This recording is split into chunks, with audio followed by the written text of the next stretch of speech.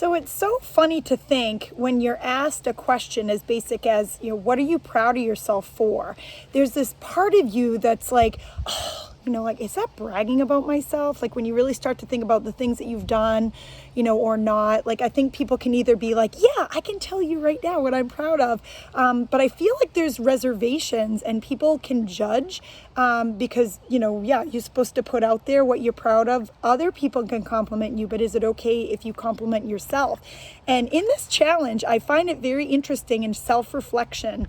And really to try to be a person that can educate others where, yes, you should be so proud of yourself for so many things from, even just like getting out of bed some days or, just the most basic things as a physical therapist. I've seen people where they're like, oh yeah, but I just can't, they've had surgery. And we have this huge celebration that they're able to like get out of bed. And what a great thing that is. So I just feel like it's so important no matter what for people to not really compare yourself to somebody else and to be proud of your accomplishment for whatever big or small that is for you. And for me, at my first job as a physical therapist in a clinic in Boston, Mass, I worked with a lot of people that were training for the marathon.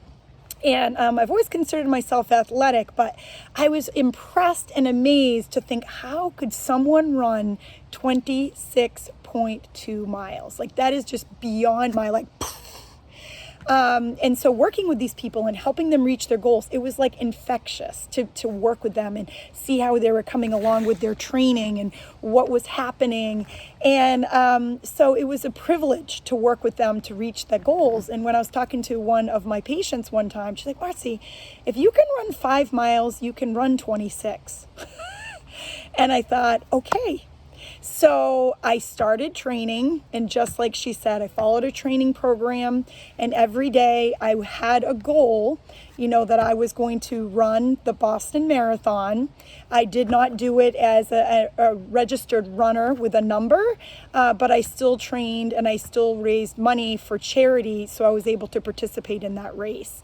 And really completing a marathon, Boston Marathon, the first time I had no idea what I was doing. I was never going to do it again. But to be a part of something that I ran the Boston Marathon twice, and then several years later went on and ran 2 other marathons in Providence.